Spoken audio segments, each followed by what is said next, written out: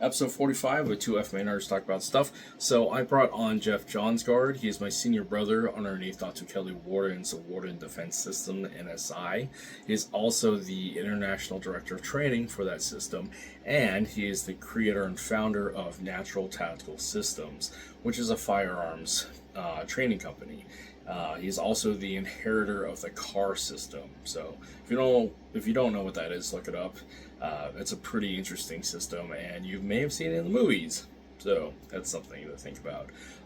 Also, Jeff is a retired law enforcement detective from Canada, and he recently immigrated to the States, which is cool because he gets to share his knowledge with us. So, even better.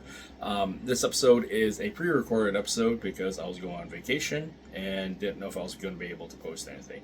But here it is. In this episode, we talked about training methodologies, pedagogy, and also how the way we've taught and been trained in both military and law enforcement, some of our training practices isn't really up to snuff in the most scientific approach to learn things properly and to let those skills set in and actually be effective. So that is a fun discussion. And as always, it's really fun to talk with Jeff because he's got a big brain and a lot of knowledge to share, and he's willing to share it. So, yeah, enjoy the episode. It is one of the shorter ones, but fact of the matter is it's pretty straightforward. And, yeah, hope you enjoy. And, yeah, make sure to support the channel, like, subscribe, leave a review, share it out, all those things. Anyways, enjoy the episode.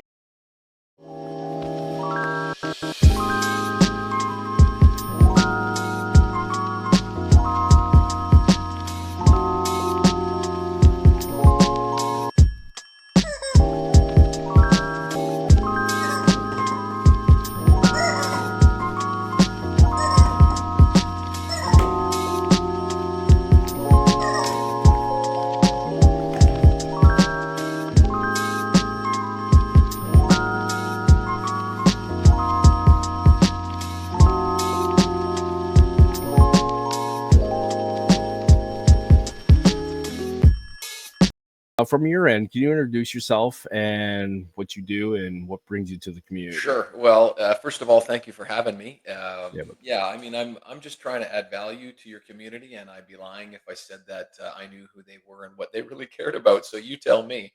But so we met through Kelly Warden's Natural Spirit International, and I guess we could talk about my martial arts journey. But in brevity, so I just recently retired as a police detective sergeant. Right, so I was detectiving and policing for over 20 years.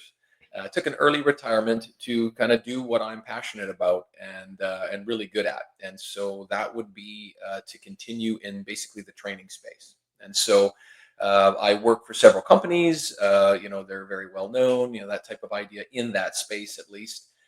So I do law enforcement, military training, and civilian training, and kind of my specialty. Although I do certainly do gun stuff, and and things like that, close, personal protection and things like that. I work with, quote unquote bodyguard schools or close protection, just all sorts of people. And I have definitely signed a lot of NDAs. So when we get to those topics, I guess I'll be a little more vague and generalized. But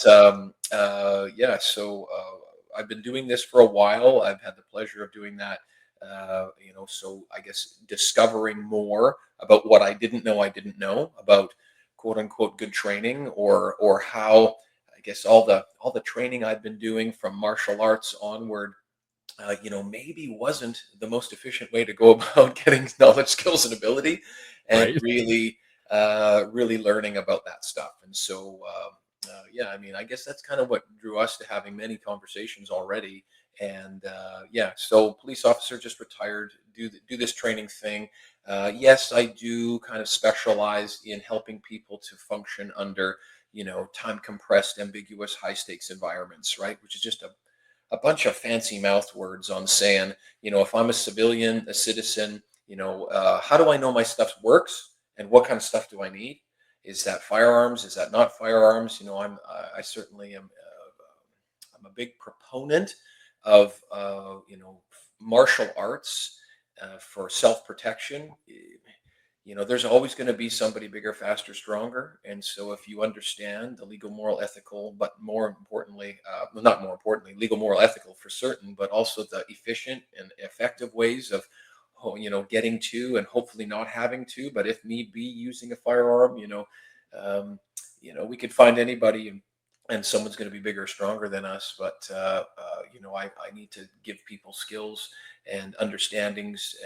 And I just found that led into a whole bunch of other areas. And so we'll probably talk about some of those. But, I was certainly a better communicator. So I was a better detective. I got, more interrogations and things like that. But I'm a happier husband. I would hope that, my kids tell me I was, not bad driver, instructor, and father, that kind of thing. And so it led to this communication piece. So if I can help someone understand how to train and assess themselves for these slivers of time, all of a sudden at an ATM in a parking lot while I was whatever in my vehicle, something starts to unfold. And we know that these self-defense situations, both for law enforcement and for civilians, happen in fractions of a second, just 3 to 5 rounds, 3 to 5 seconds, 3 to 5 feet, with horrible hit rates and all kinds of things. Well, that's the crucible or the forte or the area that I really thrive in. And again, there's just all this kind of evidence and research that helps ground us towards how to train better, faster, stronger. Yeah, so I guess that's probably what brings us here to this community right now. Yeah. So for my audience who doesn't know, Jeff here is my senior brother in Dr. Kelly Warden's Natural Spirits International. And overall, like, it's hard to really put in words like the level of a big brain that you have, as you will express today. But like the thing that I really enjoyed and what's really drawn to me in our conversations to you at Water and Steel is the fact that your approach to pedagogy and your approach to communication as to for a student to quickly acquire skills, but also retain them. And there was a phrase you used this year about intentional forgetfulness. And I've been thinking about that a lot since, I mean, as many things have I thought since camp this year, but as an approach to, we do a bit, then we take a break. We do a bit again, we take a break, and then we loop it back. And I'm finding that actually is more of an efficient way to figure out a problem that has been bugging me per se in whatever training set. So like for jujitsu, for example, there is stuff in there that I'm still suffering and will suck at for quite a while, as we all do. But what I found is when we drill it for a while, then we take a few breaks, a few weeks off, and then we come back to it. It's like, oh, my brain is chilled out enough that I can actually understand what it was supposed to do, and then my body's caught up on the reps. So there's like that disconnect.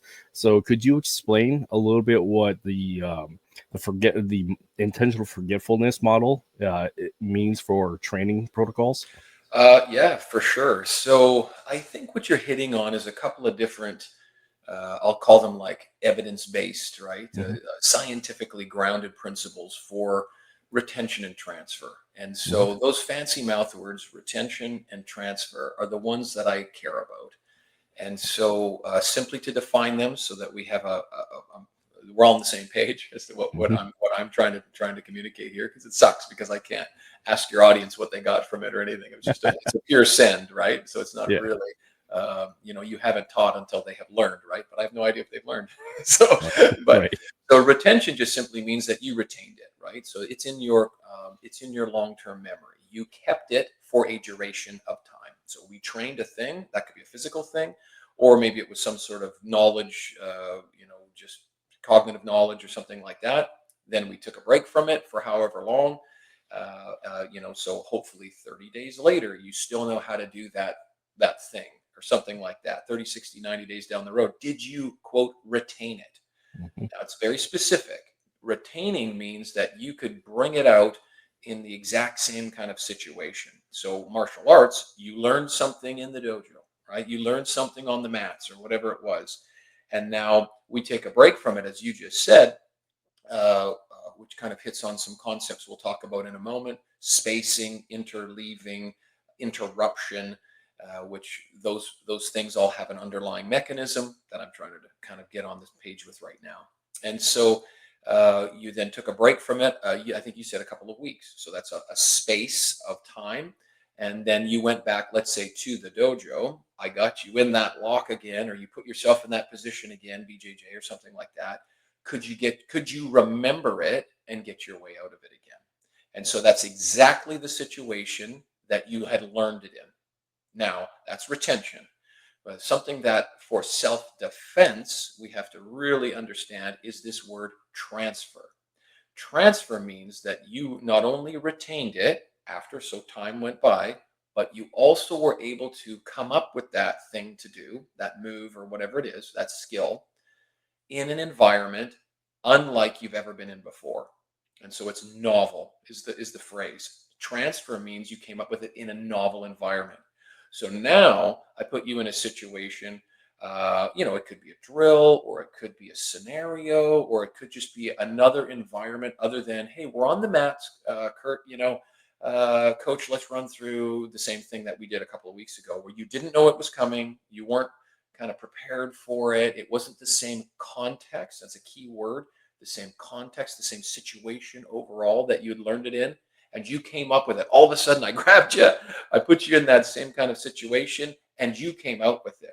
That is what we're actually after if self-defense is our thing. So, because self-defense is never going to be I'm walking into a mugging, and I know exactly what they're going to do. I'm walking into and that could be any level or degree, right? You got some drunken brother-in-law at a Christmas thing. Fine, it's a lower level of force, I hope, versus or something like that, where someone just pulls a gun at the ATM or grabs you and mugs you or something like that. So, to answer your question, we have to say, what leads to better retention and transfer? Well, so we know that doing quote unquote repetitions, the thing again and again and again and again, which is basically how I had always done it, right? I would learn an arm bar. I would learn a draw stroke with a pistol. I would look for, number one, the perfect technique. And number two, I would have, my coach watch me. And every time I was doing that arm bar, he would look to see what's the perfect way of doing it, the most efficient, I'll call it, or perfect technique, perfect practice. He would tell me when I wasn't, and he would tell me what to do to fix it. And I would then try to replicate again and again and again and again, again and again and again, those quote unquote perfect repetitions. Well, what we find, and I'm sorry, not just we, because it's not my opinion. So what I'm bringing to you is there's quite a wealth of research, certainly in the sports community, but now there's quite a large group and growing amount of research in the law enforcement military communities. So we're talking about gun stuff, and we're talking about actual training of like police academy recruits. I can speak to any of this when you like. But where doing these massive amount of repetitions, especially when I knew that was what, like, I'm practicing an armbar versus just kind of more coming up with solutions to problems and things like that, they're not the most efficient way to retain, and certainly not to transfer. Yet that's basically what golf, right? Hitting the same club again and again and again, versus changing up the club each time, for a brief example in sport community, or you've got the RJKD shirt on, right? So how many times were we at camp doing straight blasting and different barrier removals and things like that? Love that stuff. And to go back in time, when given a block of time to do a seeking emptiness, how many times? Now we're going to do a bong sound. Now we're going to do the next one, and doing repetition upon repetition of each of these a block like this, versus spacing or interleaving, changing them up, for example, or doing a bit and then leaving it for a time period, and then bringing some other material in and then coming back with it. These are all the same ways of going about doing kind of what you had hit on there, only you just did a long rest period or something like that, for example. But that depends on how well you know the material. It was brand new to you, I'm sure. You were doing a bit of it already. And then we can have a higher quality conversation about how to pivot and adjust or use those principles. But interruption, stopping it when you kind of felt like you were getting going, or interleaving, the changing of the thing. So you could be doing a gun do a reload on this one, do another thing and change it up, or an arm bar on this one and a figure four on that one, or something like that, where you're not continually doing the same thing all the time. So these are principles that I can speak to and give examples anytime, if that helps, that we're trying to leverage more. Now, again, that's when you're given a block of time. If you've got a lifetime to study something, you could certainly still go about doing these repetitions. But if we were able to add in certain things like early contextual relevance, or where does this actually live in the real world? Once again, if transfer, if doing this in a self-defense novel situation is our goal, or is this a competition thing? Because I've trained competition shooters and I've trained other people in the sporting communities, and I will vary away from what I just said more towards more of a block practice.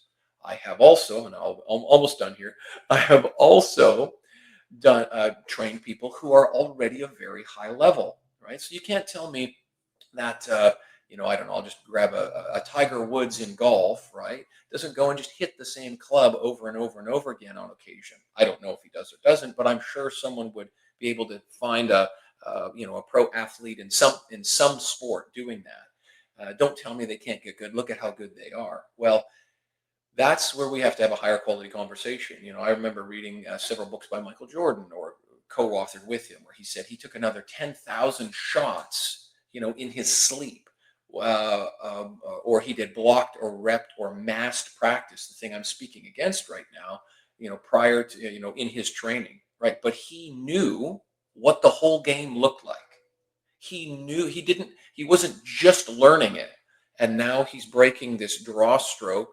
Hopefully there's going to be a video on this, because I'm doing visual things, but he wasn't breaking this thing down, or this technique down, into a part that he didn't know where it lived in time, space, and in a self-defense encounter, for example, or in the basketball game, right? Something like that. So hopefully that was kind of driving at what you were asking about, but over to you and I'll clarify what I can. Yeah, that's a perfect explanation, because when teaching, for one, as an instructor, we're a facilitator of information. Communication is key. We've already done our work per se. It's up to the student to intake, process, adapt, and make it their own. A key phrase within our community. And so with that, what I find at levels of training, you have basic level proficiency, then you have efficiency, and then there's this misconception, as I think, as mastery. Because mastery is such a fluid concept in my mind, because we are constantly changing and adapting throughout time, understanding body composition, physical efficiency and efficiency at any point. So it's that make it your own. But in the process of that, what ties it all together, as I find, is one, you have principle-based approach to whatever you're doing, adapting it to the scenario and visualizing what that scenario is, and then recognizing what that is so you can execute into it. And most importantly, what is the goal of that you're trying to achieve, particular to that scenario, while operating in the space of principles. And in understanding that process of teaching, that process of also learning, has been revolutionary for me as I've studied more with MSI and Dr. Kelly and the rest of the community. Because what I find within the martial arts community is we have great instructors, the great procedural instructors, do the thing, repetition, mastery through follow me. But it seems like there's a lot of clones. And it also seems like there's a lot of slaves to curriculum. But what I find with a lot of instructors is they're not master educators. They're not professional educators. And so this creates an interesting dichotomy of, are we masters to the curriculum, or are we master instructors? And so with that, when we communicate this to our students and also to my audience, what are some of those pitfalls or things to consider along that path of proficiency, efficiency, and so-called mastery? Yeah, well, I think you hit on all of them. I don't want to be the word police, that word mastery, right? When the master stops being the student, he stops being the master, right? That kind of idea. Mastery does sound to me like an end state, like I'm there now. And that, unfortunately, that probably means that it's possible I could quote unquote turn off, right? I could feel like I've arrived, instead of the actual process of continually becoming, continually sharpening, something like that. And so I always start with things, especially at water and steel, right? So there's they're all blending together for me. It's been so many years of doing it, but I think this last year I was kind of doing some sessions, and I was saying, hey, what's the desired end state? I asked that without asking that. Like, what do you want it to look like? What are your 90 percenters, as Datu would call them? What are some of the movements that work for you? And so, in a group of people who had vastly different skill sets, vastly different body types, vastly different energy systems, and flexibility and musculature, and just all the stuff, right? How do you offer someone, each individual person, 5 more pounds, I say, on their barbell that day? And so, knowing what you're trying to achieve, and so for me, especially in NSI, I'm biasing that towards how can I make you a little better, faster, stronger at actual self-defense in this session. Not knowing like you had to fight on Monday or something like that, right? And so a lot of that for me, especially at the Water and Steel Camp, is helping people think about how they think. And I don't want to bore people here, right? I mean, like, we have a lot of fun doing it, but I'm trying to challenge you as to how are you thinking about your training, both scheduling, practice, how much time you put into it, and the quote unquote repetitions, which I am no longer as big on doing quote perfect repetitions. I'm trying to add as much randomness and variability into the practice as possible. And those are kind of key terms for making learning quote unquote sticky. I always think about chewing gum between my hands or something like that, or honey, as an analogy. So one book that your readers may find very good, which is basically it's required reading where I come from, it's called Make Learning Stick, or sorry, Make It Stick. We can put a link to it or something. It's just on Amazon, and it's also on Audible for those of you who like to listen to things. And that's how to make learning, both physical learning and cognitive learning, right? So I wish I would have known that when I was studying for one of my underwater pottery exams, right? Getting my BA or something like that. I would have been much more efficient. And so there, a lot of those concepts will come out with this. So when we're looking at a skill set, or we're looking at someone on their way to a skill set, like, what is a skill? So the old me was thinking that arm bar, right? And so I'm just kind of enacting an arm bar here. Grab their wrist, turn it, exposing elbow up, bring it to your hip here. Put your arm at a 90-degree angle, sink and drop, or whatever your steps are, something like that. I would have, as the instructor, I would have demonstrated it. I would have talked everybody through these component parts, and we would have done each part perfectly in order to an opponent that was, basically giving it to you, right? Especially in the beginning. And so I just have found that through the modification of that practice, it leads to better retention and transfer. Meaning it leads to better expression of someone's ability to do a balanced displacement takedown in real life with a resisting opponent, if that's your goal. If my goal was to do form or kata, or my goal was to just learn the sequence because I'm into the expression of the art, and there's plenty of things that, sorry, I just start doing them, right? Like, you can't not move your arms around. I should have been Italian, but especially when talking about martial arts, plenty of Anyo is what we call them in NSI, right? Katas, forms, things like that as well. I'm not saying those have no value at all. I just now know the difference between chasing and presenting someone information in that manner, for if are they going to be able to come out with it and use it under uncertainty, and just, yeah, and when they're not quote unquote prepared for it. And so as we're kind of looking at someone, what is a skill? What do I want them to learn? And you've said it several times. I am a big fan of reverse engineering from the desired end state. What does awesome look like? Seriously, what does it look like to, in self-defense then? So what does that in a self-defense situation at getting money out of an ATM, whatever, pick your thing. What does amazing performance look like? Well, hopefully then we start talking about, well, pre-contact, pre-attack indicators. Where does a purse grab or a gun grab or a punch even start? Well, hopefully it starts with, how soon did you notice that? Things like that. And then why are you there? How can you negate it? But then we have to break that down. So number one, reverse engineered from the desired end state. What do I want it to look like? What does amazing look like?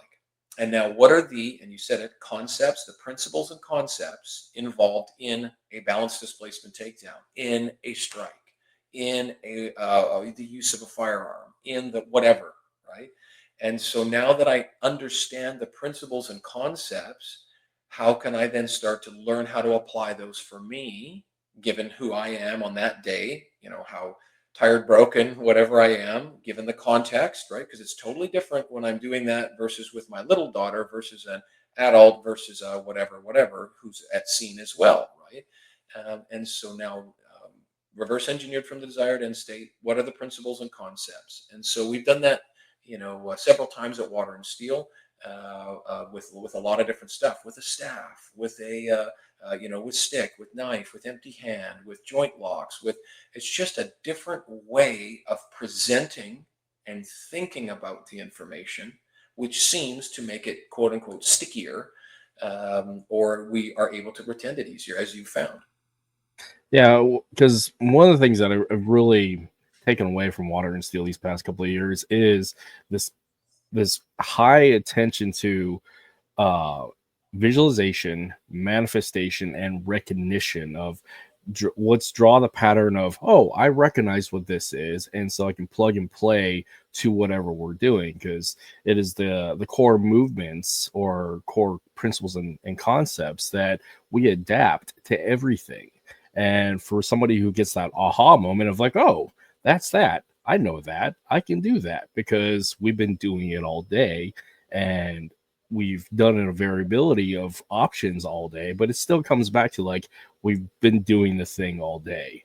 And what I find for a student coming into stuff, and as my own process, is when I recognize what it is based upon what I already know or what I think I know, and I can translate it into the language that I understand within my own movement, expression, and education, that is when I get that aha moment of, okay, rediscovery, and now I can make this work for me. And I wonder, and I know, but I wonder for being an advocate for my audience, and my students, is I wonder when they get that aha moment and what that looks like for them. So as a master instructor, when do you see that with the wide variety of students that you involve with, both law enforcement, military, and martial arts? That's a good quality question. Mm-hmm. So if I was, teaching an instructor development, an advanced instructor development, methods of instruction seminar or something like that, I would talk about several principles. I've already mentioned them. Early context and relevance, absolutely key. I'm writing 2 books right now. It's in both. I mean, it has to be in both of them, right? Random and variable practice, that's a thing, right? So how can I add randomness and variability to my practice, which is just what I talked about, for example, in the golf club, changing up the golf club. That is adding it is forcing me to kind of literally think about it and plan and act and analyze what was happening. So if we were going back to just doing barrier removal practice or something like that, by changing it up each time, so that's how I now practice it, versus like 10 repetitions of doing this one, then 10 repetitions of doing that one, then another 10 of that one. For example, I would educate my partner. So, you and I, Kurt, are training together. I'd be a good bad guy for you. We put ourselves in a close proximity situation where that barrier is kind of there. So it's like, okay, I know where that would live in real life. I would initially show people two people are coming together, so one person's the aggressor or something like that. And this is where that could live, meaning like, you reach towards the person, they reflexively do something or whatever it might be. I might now have a wipe or a movement. And once they see, oh, that's where that lives in real life. Oh, okay. Now the context has been set. It's realistic, at least for them. We could take a piece of that out and now look to sharpen it. And so now, but I wouldn't go learn this one, then learn this one, then learn this one, then learn, on and on and on as I used to. I would now say to them, there are some principles and concepts, right? Do you want to be on the inside or the outside? Where does safety live? What's your environment look like? So I put them against a wall this way, or maybe weapon acquisition. You will need to move that way. Or there's pressure coming from the opponent, which is bringing us back around to this. So now when you, for example, went to, and we ended up touching forearms, right? So like there's a barrier. I would offer you pressure in a certain direction and manner, which automatically says you want to seek emptiness, or you would then feel that that bong sow is now absolutely the thing to do. So you wouldn't know ahead of time which one it's going to be, but the overall concept that we've heard so many times could be to get the hit, for example, or maybe that seek emptiness or whatever phraseology you want to put behind it. So that's what's driving us. And now we have these underlying principles and concepts. So I find the quote, aha, which is to your question, comes in several stages for everyone, certainly does for me, where if I can get your learner motivation, like, are you actually interested and understand where this thing is and why it's important to you to even care about? And if I don't have that, you could be the best instructor in the world, right? But they're not going to pay attention to you. Or they're going to pay attention to you because they care, but they don't know where it lives in real life or how, what, when, where, and why they would even do it. Okay. So if I can start to leverage those things, then the aha comes with reflection. Like, how many times do I ask at Water and Steel, okay, where are you at? How did that work for you? Talk to me about this. I don't give you, talking at you, information as to how to do the thing better. I talk with you. In fact, I poll with questions to find out how you've done, how you know how you've done, how you can then pivot and adjust to do it better without my dictating or telling it to you. Why? Because then you have ownership of that material for you, which is what I care about. Water and Steel is just event, but what are you going to do the other 365 days of the year till we meet again? I want you to be kick-ass at all the stuff we just showed you so that we can grow even more. So how to think about it and then therefore to practice it. I'm trying to eliminate myself as a coach, instructor, etc. And now all the feedback and the know-how is inside the student. Therefore, they can then pick up any new information and apply that. So I'm actually teaching, I would say, with more than one barrel. It's not just the skill set, gone is the technique, quote unquote. It's like the thing. But then there's also how to train it and think about it and apply it.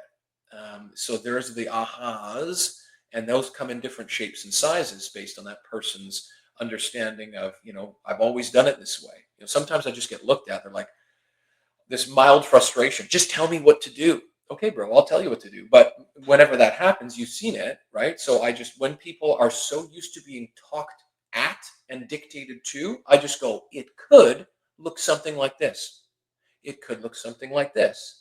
It could look something like this. Okay, great. Then let them do that.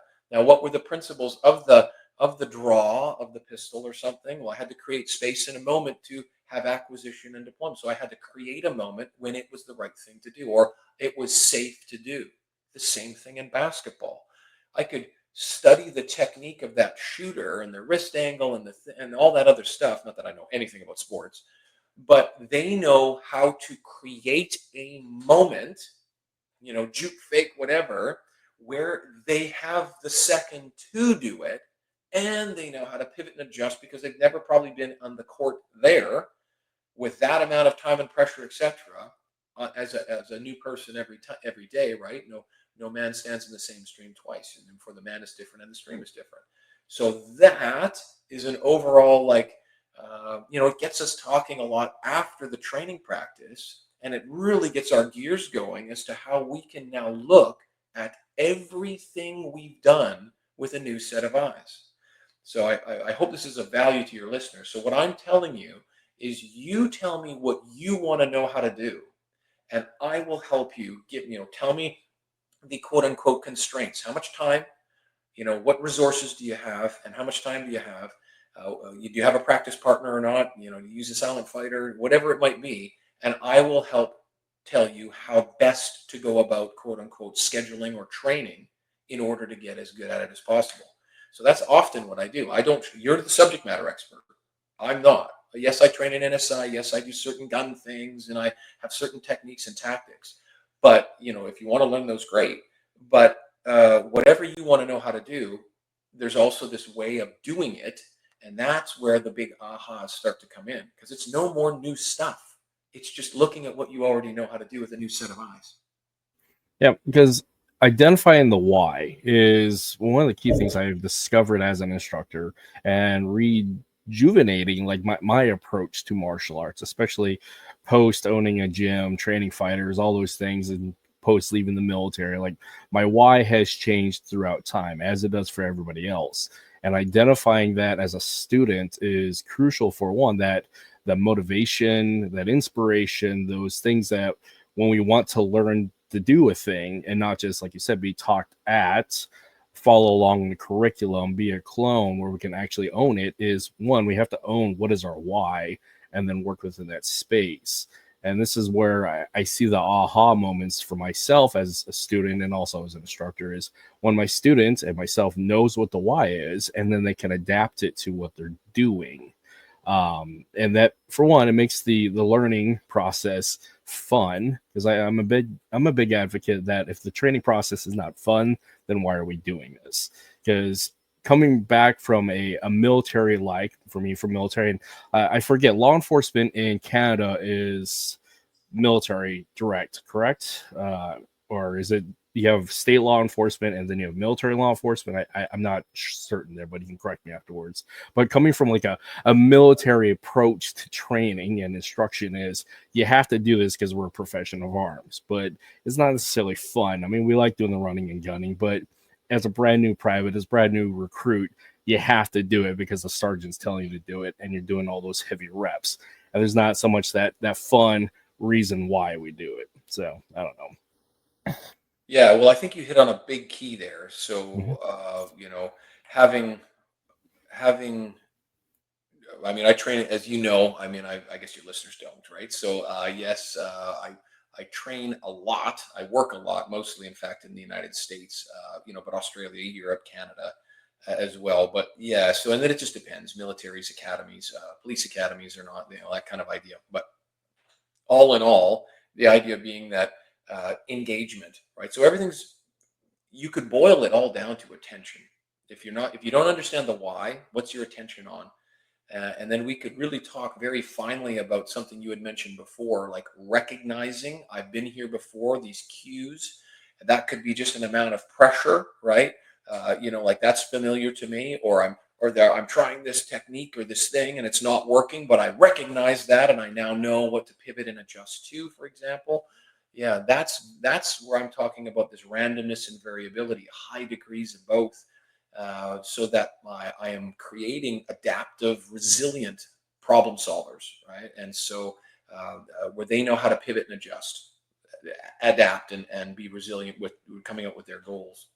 And so, yeah, I mean, you can have gamified drills. You can have a lot of that purposeful play, and I think a lot of that comes down to, especially in the military, right? I was in the British Army, right? And so that was like literally punched in the mouth, on day one, right? And it was an interesting time for sure, but it was very extrinsic, right? It was talk. Well, it wasn't talked. It was yelled, as you well know. And it was not a thriving environment. It was a dip, dodge, dive, duck, and dodge, just don't be the slowest cat, right? A kind of environment.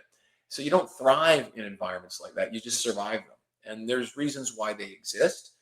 And I'm not saying I would never, shout at someone or something like that. And this could lead us into a whole talk on stress and pressure, and what is necessary there. Yeah, so in order to get someone, as you said, that Simon Sinek, right? It starts with why, understanding the core to what it is they're doing and why that is. Certainly, especially with this generation, but especially in a martial arts club. I mean, I've been running a dojo myself for a while. I just moved now, so I'm coming to you from Florida, my wife's office, because mine's a total crap show. But next podcast will be in my office, and so, it's a matter of not only articulating that, why and the underlying reasons to it, but also getting people on that page, for how can they now go about doing it best. So running a dojo, I would certainly, you have to make it fun, because sometimes that's different. Are we running a martial arts club for the purpose of learning skill sets and camaraderie? And there's all these other amazing things that come with martial arts, which is why, I believe at my core, I'm a martial artist. I just associate well with that, and the concepts that I've come to understand around that. And really, it's a core of my personality and being. Just because I'm after continuous growth, and I find the martial arts being amazing for that. And so, trying to put that out there versus now you're in an academy, recruit training, private, whatever, and you've got this much time to teach this thing to a level of what. And then we have to have a talk about, well, how do you know when you're there? And most of our tests or evaluations are based around not an open environment where anything can kind of go. It's based around, do the arm bar or do the technique, was your arm at a 90-degree angle or not? Did the thing, and it's all this very focused on the technique versus the outcome focus. And then learning how to do that under massive amounts of pressure. Now it's in the dark with other people. There are more things going on. How do you shift and understand where your attention is? And that's why I really thrive at creating those situations for very high level on, quote, the street, right? Very high level that way. And so we just have a sharper talk about any of that stuff, but exactly what you're saying. Yeah, because I think that I'm going to dance between two things. So because this is an FMA podcast, one of the critiques that's often within our community is drills versus pressure testing.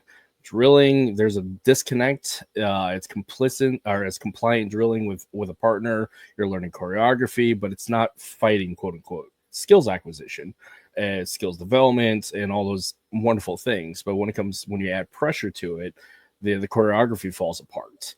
And the question again goes back to, what is the why? What's the goal? What's the end state we're trying to achieve? But flipping into another aspect, I remember getting into a couple of arguments or rough conversations with my fellow NCOs when it came to tactics, especially like doing CQB stuff. And there was the underlining thing that we were coming to, or I was trying to get across, and some of my seniors were trying to get across to some of the younger sergeants, is that, one, did you clear the room? Did your guys die? Did you clear it efficiently? And does it really matter necessarily the stack, the approach, if you're doing 4-wall, 2-wall, L's or whatever, but did you accomplish those tasks? And there was one particular training sergeant that we had was, you will do this pattern only because it will do this result, and it's cookie cutter. And the drill always followed through when we had complicit partners. But when we start adding the variability, adding the resistance, like guy charging with a knife, all those randomness, the drill fell apart. So this leads into this issue of drilling and variety and then end state. But this all is tied together with pressure. And so there's always this discussion and argument about the purpose of drills and the importance of pressure, both within the firearms community and profession of arms and the FMA community. Okay. Well, yeah, I mean, I could certainly comment on that if you'd like. Yeah. So stress and pressure, we would have to define that. So stress is something that the person feels, right? You feel stress. I feel stress. I don't believe I don't find it useful to think about stress as something I give someone else, because it's not, right? So when we're always talking about, we have to stress people, and we always actually, unfortunately, especially in law enforcement and military, we link that to heart rate. It's the research is quite clear on that. It's bogus, right? And so, you and I and other people, I mean, shit, we put heart rate monitors on motocross, but you've got 220 beats per minute for an hour, and they're making excellent decisions, right? So heart rate linked. There's that Colonel Grossman, I want to say it's in On Combat, excellent book. He quotes some Bruce Siddle research in that, very old, where it says heart rate. At this heart rate, you're going to lose fine motor skills. At this gross motor skills. At this heart rate, literally all the way up to, I think it's like 180 beats per minute. I wish I had the book. It's in my office, not my wife's. It's like 180 beats per minute. You're literally like void your bladder. You're going to crap yourself, and you're going to completely fall apart, right? And so, we could just go and run up and down my street here, and my heart rate will be 220 very quickly, and I'm not crapping myself or anything like that. Or and spend 12 rounds in the ring. I mean, well, yeah, it wouldn't take 12 for me, but to get the heart rate that high. But yeah, exactly. But so then I asked Colonel Grossman, right? So I have had the pleasure of literally, like, speaking to him exactly about it. Hey, Colonel, thank you for, he's just an amazing man. He helped me with some writing and some other things in my life. And anyway, well, I had the gift of his time, because he is that open, although his time is very limited.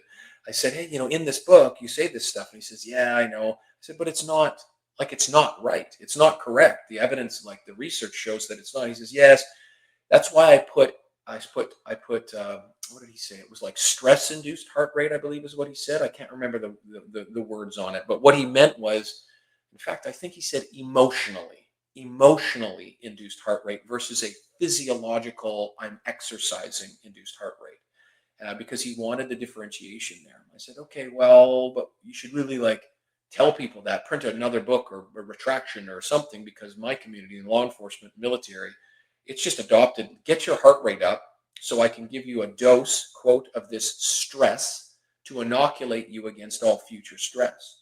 And that model is completely flawed, right? That's a non-starter there. So you cannot give someone a, quote, dose of stress, because stress is what they feel, and that changes day by day. The amount of sleep I had, with the amount of, what situation am I in? Do I believe I have the tools and the talent to deal with it? Well, then I have exhilaration versus anxiety. And so there's a very cool monitor. We could do another podcast called NeuroSmart. It's a galvanic skin monitor. It measures the conductivity of your skin, and it tells you real-time fight or flight, rest or digest, like your sympathetic nervous system activation. The thing is it also doesn't differentiate between threat and challenge. Is what I'm seeing a threat? I don't know if I have the tools and the talent. That's anxiety. That's very poor performance. Or is this a challenge? Like, oh, I've been here before. This is where I thrive. If I put in the work, and I think, this is familiar to me, even though it's high stakes and pressure, right?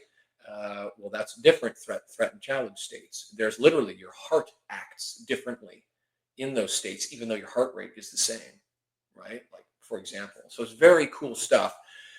So what I have taken myself away from is I am no longer trying to tell you about the perfect technique and correct you. What I'm doing is I'm offering you goals, goal-oriented, principles and concepts driven, right? What's the goal? Take the guy down, balance, displacement, takedown. Sounds great. What are the principles of that? Well, I need you to understand that you have these axes in your head. You have this vestibular system. Where does balance come from? 3 circular canals in your inner ear, right? When you spin around that baseball bat and stopped and you wanted to keep moving, right? And your vision is also linked to it. Those two things help you with your balance. Okay, great. So now how can I then use principles and concepts to disturb someone's vestibular system and their balance? How can I use their physiology against them? The relationship of their shoulders to their hips, to their heels, things like that, right? Versus you must move them here and turn here and do the elbow degree, 90-degree angle and the draw and all that. And so That is the gamified drilling, the very random and variable practice that we lead to with that.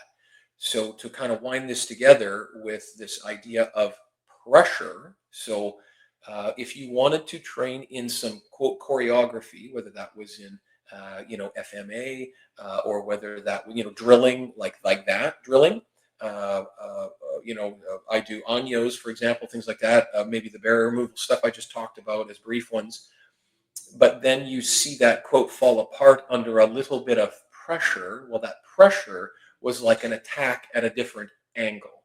That pressure was we'll just call it an attack. I don't know, stick or whatever that is, at a different timing or angle than you were used to in the sequence. So that to me mimics all the way back to like the Michael Jordan, who was very good at playing the entire game. So we'll say a basketball game and a self-defense fight. Like 2 minutes in the parking lot, something all of a sudden happened, and a game of basketball. And so he could take pieces of that out because he knew what the whole game looked like. He knew how to create moments when he had time to pass, shoot, things like that. He knew what those openings and had game intelligence. He knew he could see things coming to on the court, like a Wayne Gretzky in hockey. He wasn't the fastest or the strongest or anything, but he would move to where the puck was going to be because he understood maybe the patterns, however you want to look at it, and how things were likely to evolve.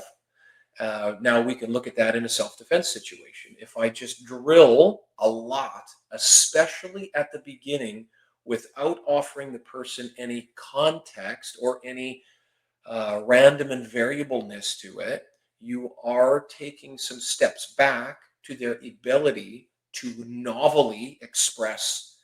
Absolutely. I mean, that's a thing. Does that mean that they won't? Well, no. Does that mean that if self-defense is your number one goal and you're doing a lot of very repetitional patterning stuff, it might not be the best. But if that gets that person motivated, gets a little confidence and competence, has them continuing to come in and train and really just start to love what they're doing, well, maybe that's a win as well. Is that the big win for them on their fight on next Monday? No. But is that a big win for them in their life, for their overall abilities down the road and things? Perhaps. And that's where a coach gets to have those conversations and pivot and adjust and things like that. And so, yeah, so, we could talk more about, if you like I'll give an example of, tell me what you're doing, and this is what I would do to add in some randomness and variability, for making sure that I also have these self-defense abilities more so. But I think what you said and what I said are on the same page. Yeah. You said something I want to go back to. As extended students of Bruce Lee, as we all are to a point, emotional content. So when we use emotional content as pressure, stress, and also emotional driven stress, whether it's motivation by fear, anxiety, or default aggression, where we transfer fear and anxiety into default aggression, it's interesting, as you stated, like your body reacts differently with challenge and what's the other word you were saying? Challenging and threat. So what I find in even the terminology and the language used when it comes to self-defense, I prefer to differentiate self-defense and personal protection. Because what I found with people who come and have trained with me in a self-defense situation or scenario, it's after the fact. It's after a violent incident. So we're having to process through, one, the trauma attached to it, and it's already inefficient because they haven't gone through that trauma-informed training to get their mind out of crisis before they can actually adapt and adopt and move forward.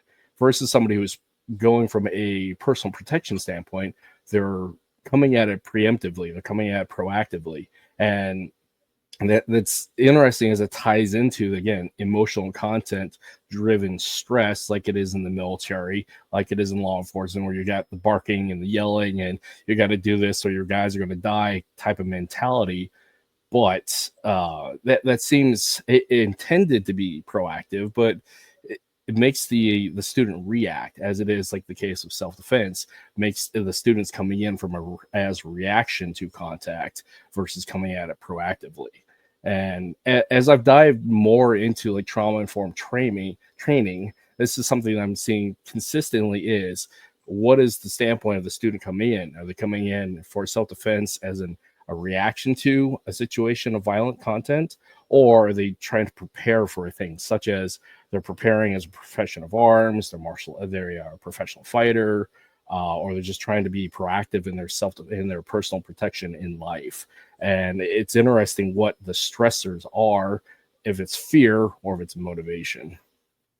I don't know if Okay. that's something you've come to deal with. Yeah. Well, I mean, we've just come back to why, Mm-hmm. right? The student's motivation and the why. No one ever walks into your dojo as tabula rasa, right? As a complete blank slate. Yeah. And so that brings me back to what I said. How do I add 5 pounds on this person's bar today? 5 more pounds on their barbell. I don't want to add 500 pounds because they'll break them. I want to add 5. And now, how do I do that in a group of 30 or 60 people at Water and Steel? How do I give each person 5 pounds on their barbell that day, but it's a slightly different 5 pounds for everyone? Well, that's what I do, right? And that comes with how we go about presenting the information and designing the practice. And so I see that exactly that way. So I've now gone is the now, it doesn't mean I don't shout at people on occasion, but the old me in the military would shout for them to do the thing. And that completely did not have them understand why they needed to do the thing and when to do it next time without my shouting at them. And so that is a well-intentioned bad idea as an instructor practice, as an instructor feedback technique or presentation technique, in my opinion. This is my opinion. There is research on threat versus challenge. There is research on these other concepts, but that's my opinion. So if I'm trying to get that person to understand why they're doing what they're doing, when is the right time to do that, by shouting at them, especially, or just well intentionally coaching them, telling them, you're eliminating their understanding for themselves in that moment. And so that happens 100 times with firearms instructors. I did it all the time. I see a right-handed shooter shooting rounds and they're going to the left. And I walk over and I go, I need you to do some more stuff on the left side of the gun here with your support side. Oh, look, and it fixed it. And I go, carpal tunnel from high-fiving, and I walk away and they pass the qual. Well, that's a well-intentioned bad idea. I now see that. I just didn't know that because I'm eliminating feedback in them for understanding what's going on and how to fix it for themselves. So by walking over and asking them a few questions, hey, so talk to me, what's going on? And if they don't even know that their rounds are going left, well, maybe we need to be talking about that. And if they do know, yeah, they're going left. Okay, well, what do you think that could be? Like, what's going on that does that? Are you moving the trigger? Are you moving the gun? While moving the trigger? Are you, let's just have a conversation. All right, if that's now try this, try this, try this, try this. They do. How did that go? Try this, try that. Now they do. How did that go? Okay, so now knowing what you know, now when I do this, it works better. Great. Keep doing that. And it was a path of self-discovery for that. So I'm setting them up for just understanding as they're doing it, not just afterward, what they're, and noticing how they can, I'll call it pivot and adjust, or they notice how to optimize for themselves. So yeah, no one ever walks in as a blank slate. And so, my wife and the, functional medicine doctor, right? She doesn't typically get people, most of her, this is just me though, like let's say out of 10 of her patients who had cancer, she gets probably 8 of them, if not 9, if not 10, on their second time having cancer. Well, why not the first time? Because it didn't work the first time. Oh, so now they're looking for something different. Well, at least they're looking to do something different. Definition of insanity, doing the same thing, hoping for a different result. But yeah, so, were you just in a self-defense situation? Are you training now for your next fight? Or are you training for the one that you'd been in last? And that goes towards how now I'm practicing as well, right? And these are these biases or these things that are already framing our practice. So if we can if we can identify that, what's the biggest win for that person? For me at Water and Steel, it's often showing you, yes, maybe a new thing, because that's always cool. But more importantly, showing you how you can now use and train and do, just with a few just changes in your mind, how you can re-examine everything you've always done and get even further than you have already, right? Because the level of thinking and training that got you here may not be the level, and probably isn't the level of thinking and training to get you further. And so, but of course, I especially have, when you are literally given a small time period, 10-hour day, train this officer on something in block training. It's horrible. It's a horrible training way, right? Military, right? Or academy, you've got this much time to get that in their head. Okay, like that kind of idea. So there's, especially when it comes to those things. So what, quote, trauma, or what, I mean, we all have big T and little t traumas, right? These things that have happened. But so how do we think about how we're thinking? And so with that in mind, do I know, as I put pressure on people, and that would be the same drill, but now I add in contextual. These are just the fancy words for how I would go about designing practice in FMA and in law enforcement or whatever else. So now I would maybe make it a little darker, add more people there, add a little bit of urgency. Things are evolving, happening faster. So I'm manipulating time. I'm manipulating, a site, for example. I'm manipulating some of the other things that can happen in real life, though. I'm not just going to stand there shouting at them, because if I was standing there shouting at you in real life, you would probably just crush me, right? Like, just tell me to shut up, which you should do, because it's not. So it's not teaching you something that's actually going to happen and how to handle it.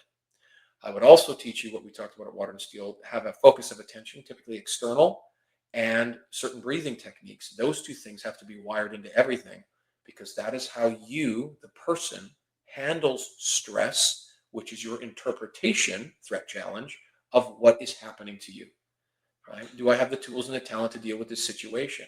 Yes, great.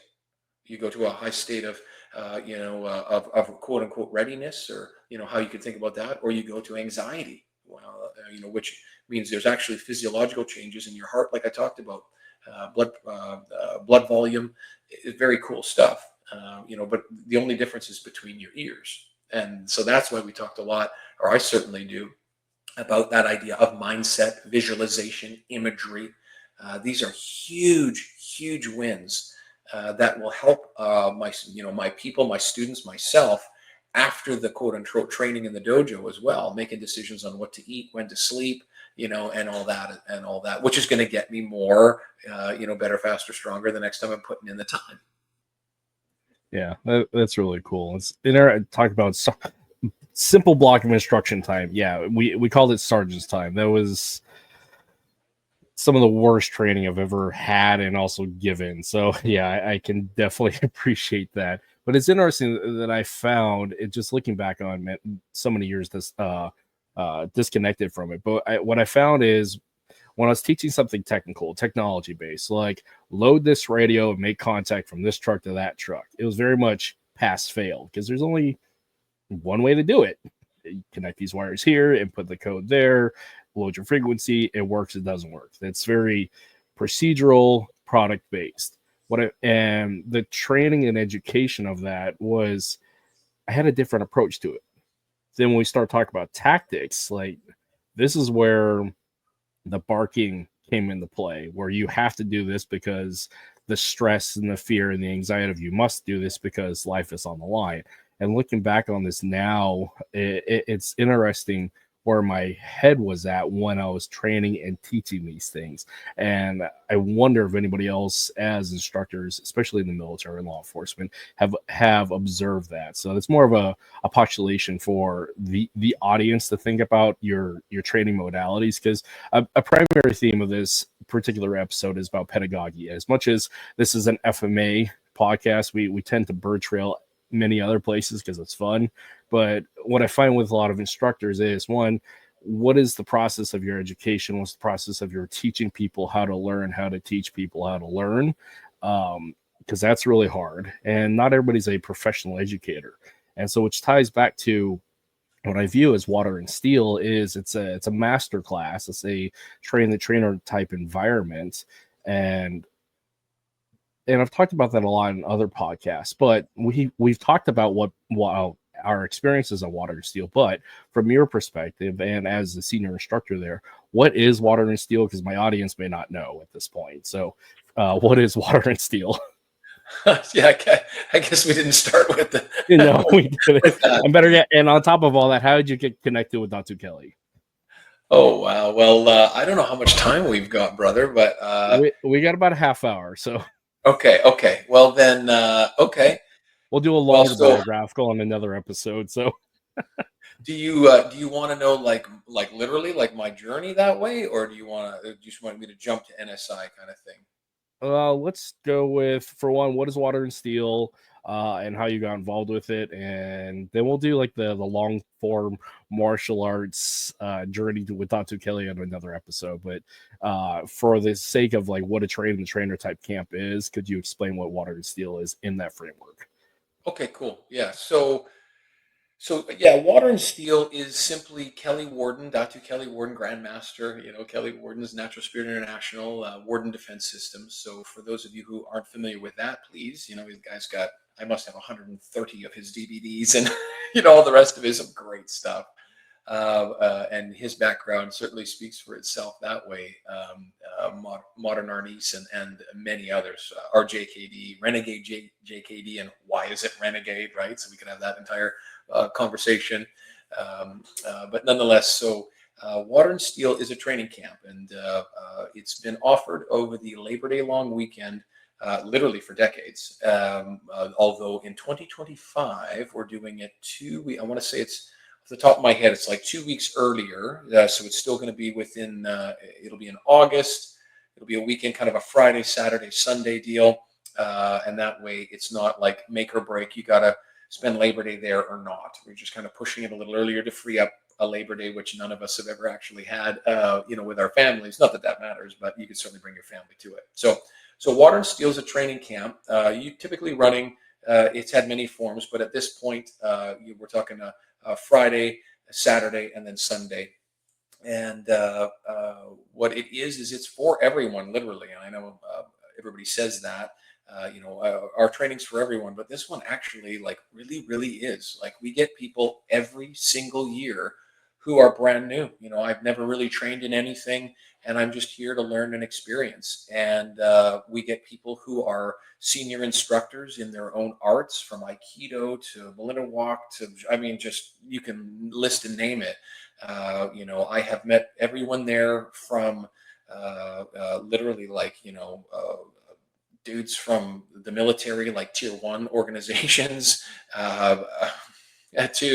to I'm just here to train and learn and grow, in my 60s or 70s. We got people like that too. So very cool. So even though it is a quote master class in thinking about learning and presenting and the material, it is not a boot camp. It is the most, absolutely, what keeps bringing me back is the community, right? It's absolutely the most comfortable, ask questions, sit down, take notes, have a drink, do whatever you want, both during the actual training, but more importantly in those spaces in between, at lunches and in the evenings, and transitioning from the different instructors. Everyone is welcoming. It's an amazing environment to learn and grow and ask more questions. And, if it was a piece on the presentation earlier or not, or whatever. And so I just can't say enough about it, where I think it's a yearly, it's like a yearly a thing for me to go and just kind of get rejuvenated. Touching base with a lot of the folks that I've gotten to know so well over the years I've been involved with NSI, and happily now I'm the the international director of training, right? So it's Datu told me that to him that's like a Datu title in NSI, so it allows me I'm the international director of training, so I can come and go as I please, do what I want, all the rest of it. There's he gave me that gift of freedom, which is wonderful, and I appreciate that very much. And so just with with those words, right? And so I was involved. I've been involved in NSI for quite a long period of time. I guess we can get into that later. But basically, I had an instructor named Jay Creasy in Calgary, Canada, and he introduced me to Kelly Warden and some other people that certainly shaped my life. Can't thank him enough. Still happy to be involved in knowing him and in his life. He's a very talented martial artist himself, and many other things. But and so I met Datu that way, and it was like a typical like knife seminar, right? Something like that, and the next thing you know, I just started diving into this idea. And what struck me with Kelly Warden was at that point. My base art is that of ninjutsu, is that of Budo Taijutsu, right? So I was going to Japan. Luckily, it was a legit one. Right? I was going to Japan and training with the grandmaster and things like that. But I found it very esoteric, and I found it there were all these other things wrapped up inside of this that I just had no idea. I had no idea. I didn't know. I'm just captivated by that. I didn't know what I didn't know, and I still am to this day. So.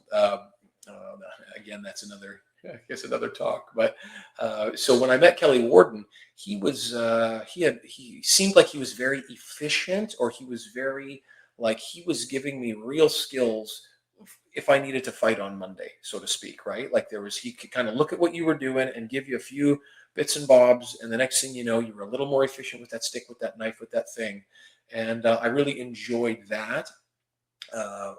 And so that started me in NSI, and so we're literally going back all the way. I think it was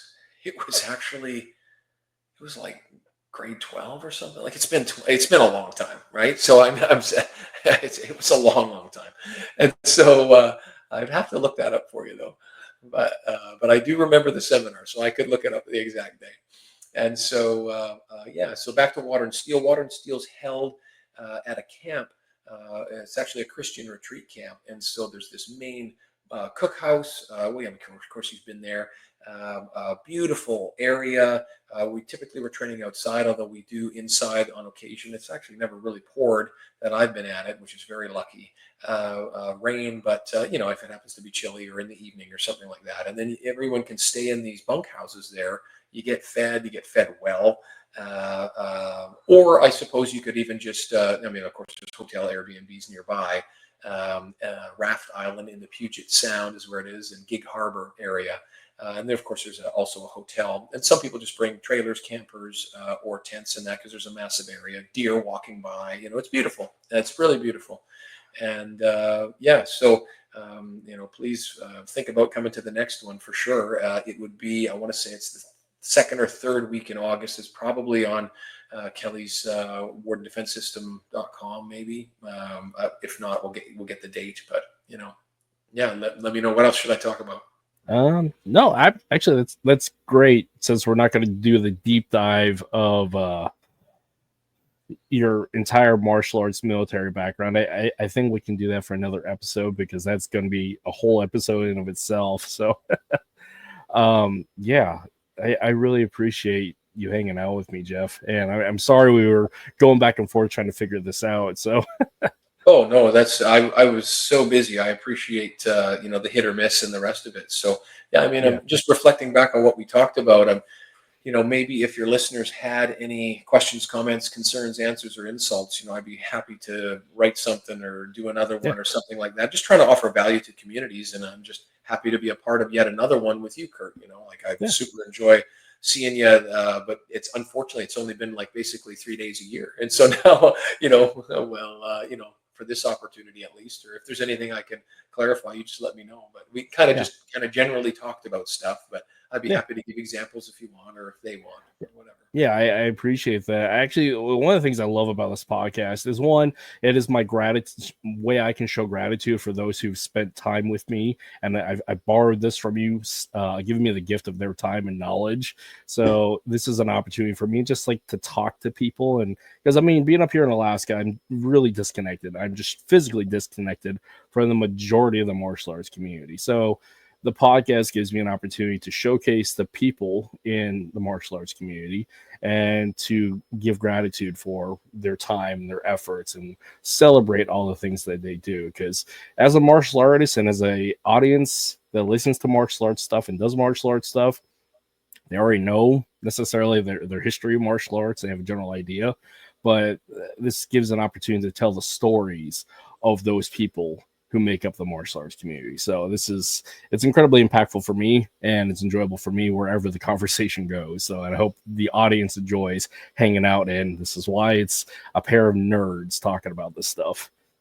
Well, yeah, and you know me. I mean, this was nowhere near the deep dive I could do. So, yeah, but right on. In fact, now that I think about it, I think one of the companies I'm doing a training for wants to send me to Alaska at some point. I'll let you know when I know that is. So we'll see. Yeah, let me know, because Cooper and I will. I mean, if it's open to the public, Cooper and I and the homies will definitely show up. It'll be Anchorage PD, Okay. I think, but whatever. But yeah, we'll talk about it. But Yeah, we'll figure it out. yeah, That'll be awesome.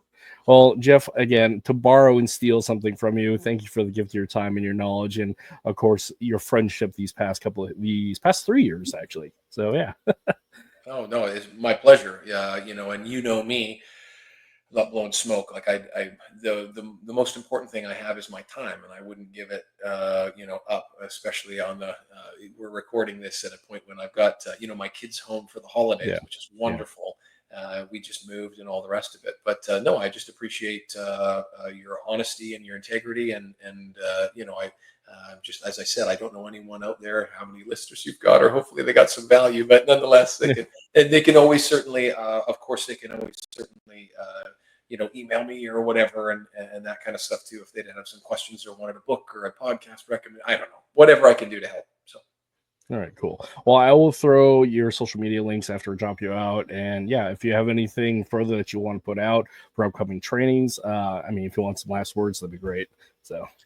Well, let me think. When's the next? Thank you for that. I never even thought of that. So Yeah. I'll be doing a training in Tacoma, Seattle area on when will it be there? Like January 18, 19. I'm not sure when this podcast comes out. And then you can always hit me up for some others. I kind of fall down with the putting of my courses and my things up. Oh yeah, I don't know if you can see that on if that's being recorded or not, but that's the Instagram. So there's a new course that just got recorded through the fun guys. I collaborated with the dudes at Goon Tape.